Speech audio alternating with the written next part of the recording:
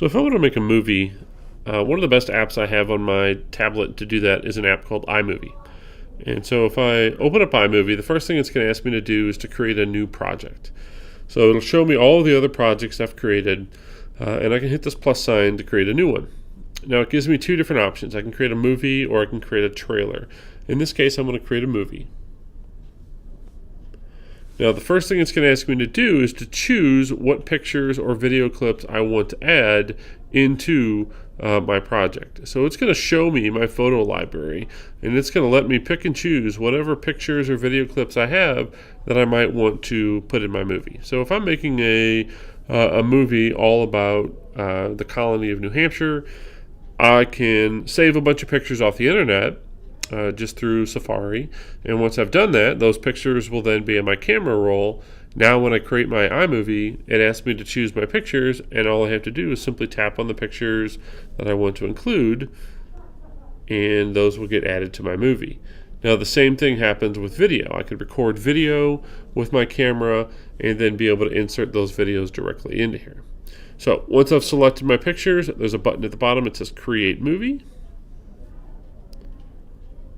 And once I do that, it automatically creates my project. It adds those pictures into there, put some transitions between them, and so on. Now, if I want to rearrange some pictures, all I have to do is tap and hold on a picture and then drag to move things around. I can rearrange. I can also tap on a picture, and once I tap on it, I can then click on the end of that picture to make it shorter or longer, or the beginning of that picture and do the same thing. I also have something called Ken Burns effect enabled by default. That's what makes the pictures kind of pan and zoom as you go through them. If I tap on that, this little button right here turns that off or on. And then down here at the bottom, I have some other options of things I can add. So if I tap on my picture, I can go here to titles and add some text to my picture. There's a bunch of different titles choices to choose from. They all are going to add text. They're just going to do it in a different way or in a different effect. So if this is the one I want, I can simply type up here or tap up here on my text, and I'm going to call it New Hampshire.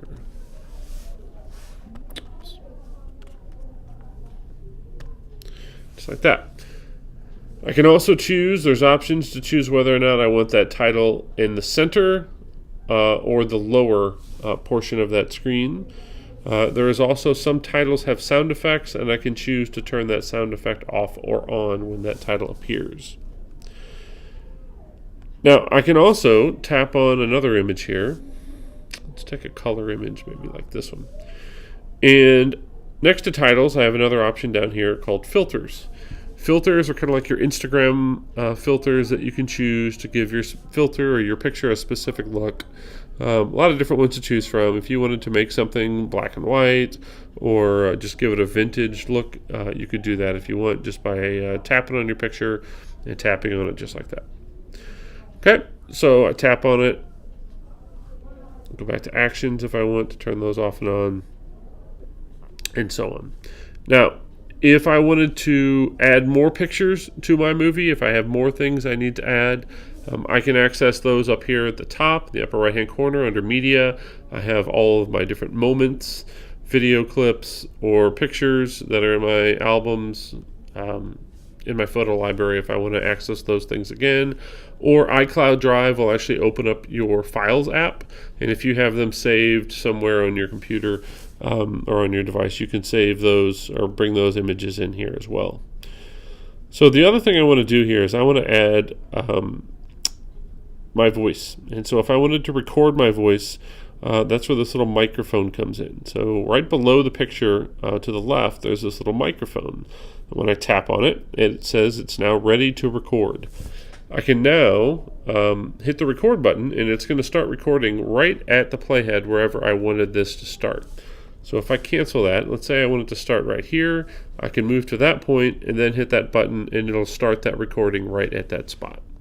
In this case, I want to go right at the beginning. So tap the record, and I hit record. Gives me a countdown. This is my movie all about the colony of New Hampshire. Right? And I tell it stop, and it drops that clip right down here in the bottom, just like this. I can tap on it, I can resize it, I can cut things out of it if I need to.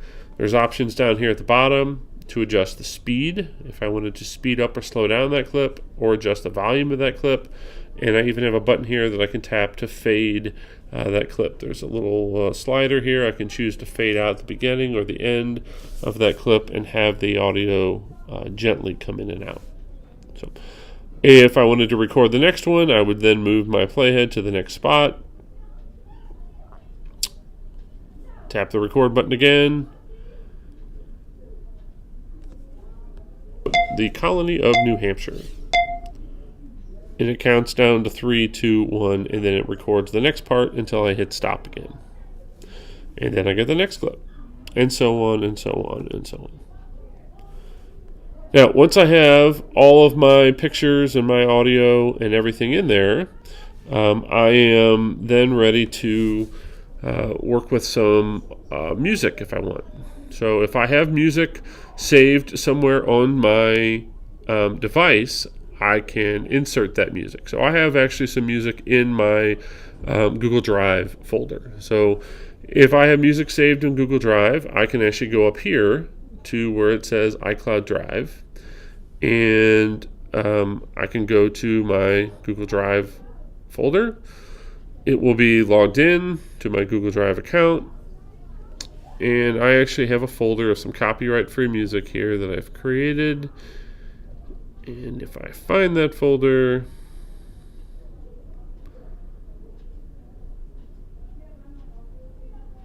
there it is. I have a whole bunch of songs in there that I can choose from. So if maybe this song right here is the one I want, I simply tap on it, and it's going to drop that song right down here at the bottom. Now that song will automatically be placed in the background, and it will automatically lower the volume of that song anywhere I have an audio recording. So when I recorded my voice here, it automatically will lower the volume of my music at that spot. So I'm going to tap and hold to space these out a little bit more so you can see what I'm saying. So if I go back here to the beginning and now hit play, here's what I have.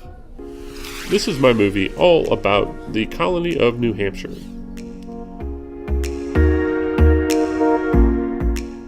And it counts down to 3, 2, 1, and then it records the next part until I hit stop again. All right, and you get the idea. So I can finish my movie in the exact same way, and then when I'm all finished, I can tap done.